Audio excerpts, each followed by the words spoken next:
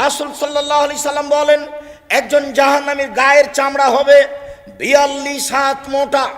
রাসূল সাল্লাল্লাহু আলাইহি সাল্লাম বলেন, একজন জাহান্নামীর দাঁত হবে উহুদ পাহাড়ের সমান। উহুদ পাহাড় 4 কিলোমিটার প্রশস্ত, 8 কিলোমিটার লম্বা। নিচে কত আছে তা মানুষ জানে না।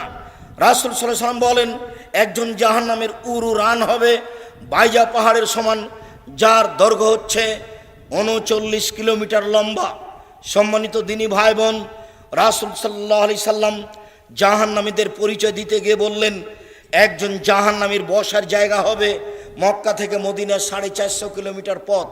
একটা লোকের বসার জায়গা যদি 450 কিলোমিটার হয়, একটা লোকের গায়ের চামড়া যদি 42 হাত মোটা হয়, একটা লোকের দাঁত যদি উহুদ পাহাড়ের সমান হয়, একটা লোকের উরু রান যদি বাইজা পাহাড়ের সমান হয়, একটা লোকের ডান কাঁধ থেকে বাম কাঁধের ব্যবধান যদি একটা দ্রুতগামী ঘোড়ার 3 দিন 3 রাতের পথ হয়, তাহলে লোকটা কত বড়।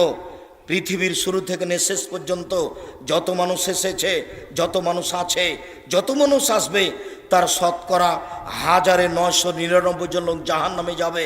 একজন যদি এত বড় হয়, তাহলে হাজারে এত